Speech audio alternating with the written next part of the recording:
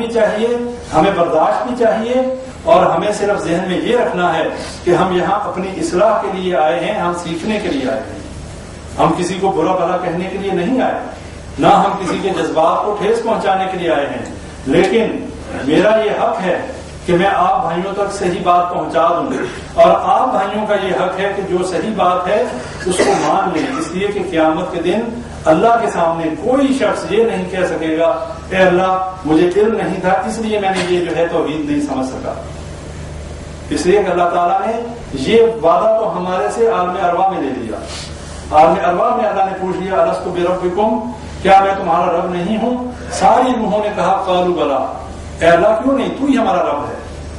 پھر آج ہم بھول کیوں گئے؟ اس لیے بھول گئے کہ ہمارے آباء و اجداد بھولنے والے تھے، حضرت آدم علیہ السلام بھول جاتے تھے، ہم بھی بھولتے ہیں، ہمارے باپ آدم علیہ السلام سے غلطی ہوئی، ہم بھی غلطی کرتے ہیں، لیکن اس کا یہ مطلب نہیں کہ غلطیوں کو اپنی عادت بنا لیا جائے۔ مسلمان وہ ہوتا ہے کہ جس کے سامنے حق آ جائے تو حق کو مان لیتا ہے، حق کو لے لیتا ہے، یہ ہے وہ شخص کہ جس کے اندر اللہ نے عقل سلیم اور جس کو ایسا دل دیا کہ جب وہ حق کو دیکھتا ہے اسے قبول کر لیتا ہے۔ اس کے بعد آپ کے سامنے یہ حدیث رکھنا چاہتا ہوں،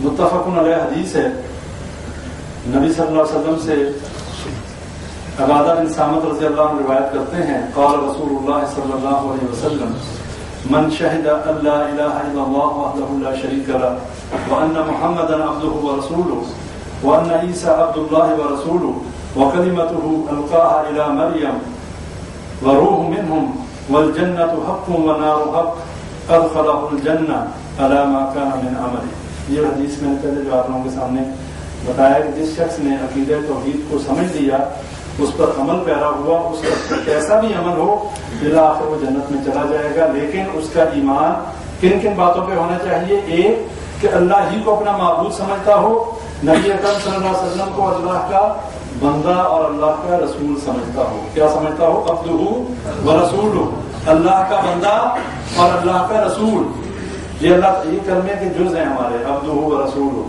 اور حدیث میں نبی صلی اللہ علیہ وسلم نے فرمایا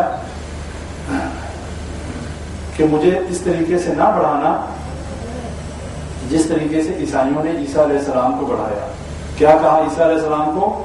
تین گروہ تھے، کسی نے کہا اللہ کا بیٹا، اور حضرت مریم علیہ السلام کو اللہ کی بیوی کہا، دوسرے گروہ نے کہا کہ نہیں یہ الہ ہے، اور تیسرے نے کہا کہ یہ تین میں سے تیسرے الہ ہیں، یعنی تین گروہ تھے اور تینوں ہی باطل اور مردود تھے۔ اللہ نے کہا یہ ساری ان کی منہ کی باتیں ہیں، یہ تینوں ہی جو ہیں ایسی باتیں کرنے والے جنہوں نے عیسیٰ علیہ السلام کو اللہ کہا، جنہوں نے اللہ کا بیٹا کہا، جنہوں نے تین میں سے تیسرا الہ کہا، تثلیث کا عقیدہ، اللہ نے کہا یہ سارے گمراہ اور جہنمی ہیں۔ اس لیے انبیاء کرام جو ہیں وہ برگزیدہ ہستیاں ہوتی ہیں، اللہ کے منتخب بندوں میں سے سب سے افضل ترین لوگ ہوتے ہیں، لیکن اللہ کے بندے ہوتے ہیں اور اللہ کے رسول ہوتے ہیں۔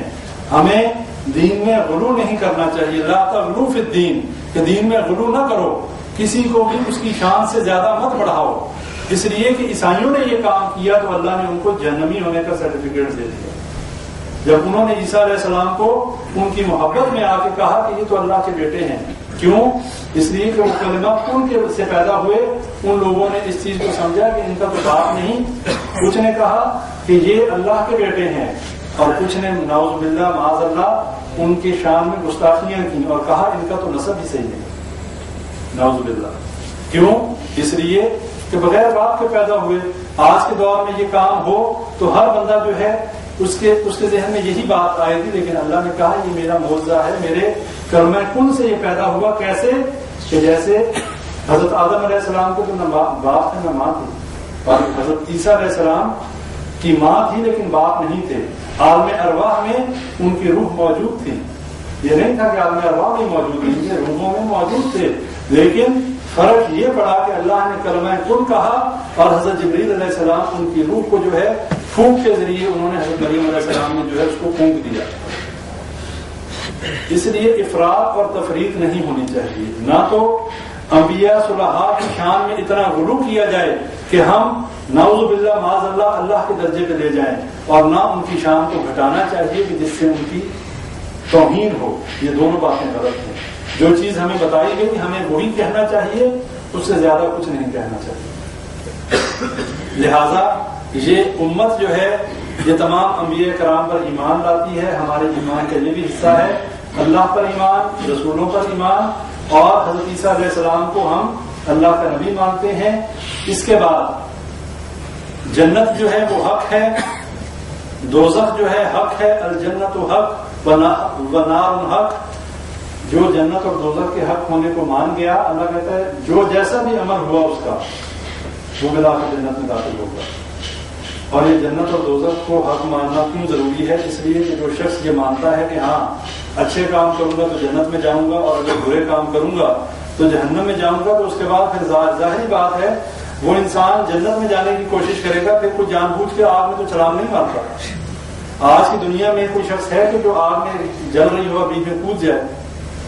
جب ہمیں اس بات پہ ایمان ہوگا کہ جنت بھی ہے، دوزخ بھی ہے، اچھے کام کا اچھا اجر ملے گا، برے کا برا ملے گا، تو پھر ہم اچھے کریں گے اور جنت میں جانے کی کوشش کریں گے، نہ کہ ہم اپنے لیے جہنم کو منتخب کریں. تو اللہ تعالیٰ یہ ان لوگوں کے بارے میں فرما رہا ہے کہ جن لوگوں کو اللہ تعالیٰ نے عقیدہ توحید کا فہم دیا اور اس کے بعد ان لوگوں نے اعمال صالح کیے، اللہ تعالیٰ کہتا ہے کہ ان لوگوں کے لیے جنت میں جانا کوئی مشکل نہیں.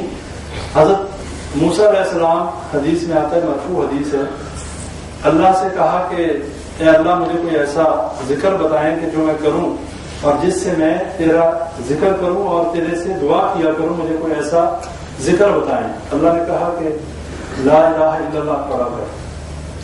موسیٰ علیہ السلام نے کہا اللہ یہ تو تیرے سارے بندے ہی پڑھتے ہیں، اس میں اتنی افضلیت کیا ہے؟ یہ تو سارے لوگ ہی پڑھتے ہیں لا الہ الا اللہ. اس کو افضل الذکر بھی کہا جاتا ہے، اور افضل الدعا جو ہے وہ الحمدللہ ہے. افضل الذکر لا الہ الا اللہ و افضل الدعا الحمدللہ. یہ یاد کرنے بڑے آسان، کوئی مشکل نہیں ہے. سب سے بہترین ذکر لا الہ الا اللہ ہے اور سب سے بہترین دعا الحمدللہ. اور جب بھی بات کریں، جب بھی کوئی چیز ہو، الحمدللہ کا ورد ہونا چاہیے آپ کی زبان پہ. جو بھی چیز ہو، مشکل ہے، آسانی ہے، الحمدللہ کہیں. اور اگر ذکر کرنا ہے، اللہ کے ذکر کی بڑی فضیلت ہے، تو لا الہ الا اللہ یہ پورا کلمہ جو ہے اس کو پڑھیں. تو موسیٰ علیہ السلام نے کہا کہ اللہ یہ تو سارے لوگ ہی کرتے ہیں، تو یہ کوئی مطلب ان کے ذہن میں یہ تھا کہ کوئی ایسی دعا ہو، کوئی مخصوص دعا ہو. اللہ نے کہا کہ اے موسیٰ علیہ السلام اس کرنے کی فضیلت یہ ہے کہ اگر میرے علاوہ یعنی اللہ کے علاوہ اس دنیا اور اس کائنات میں جو کچھ ہے ترازو کے ایک پلڑے میں رکھ دیا جائے اور ایک پلڑے میں اس لا الہ الا اللہ کو رکھ دیا جائے تو اس لا الہ الا اللہ کا پلڑا اٹھا لے.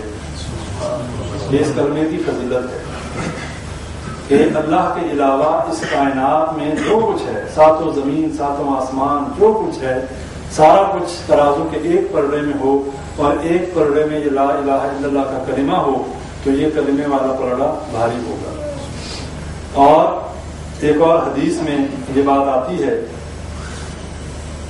کہ ایک شخص قیامت کے دن لایا جائے گا کہ جس کے 99 دفتر ہوں گے، 99 رجسٹر کہہ رہے ہیں آپ گناہوں کے، اور اتنے بڑے وہ دفتر ہوں گے کہ وہ زمین پہ اس کے گناہ رکھے جائیں تو آسمان پہ جائیں. اللہ سے کہے گا ہاں میرے بندے تو نے یہ سارے گناہ کیے؟ وہ کہے گا ہاں اللہ کیے. کہے گا کوئی تیری دلیل، کوئی تعبیر، کوئی ایکسکیوز کہ بھی کیوں کیے؟ یہ وجہ تھی میں مجبور تھا.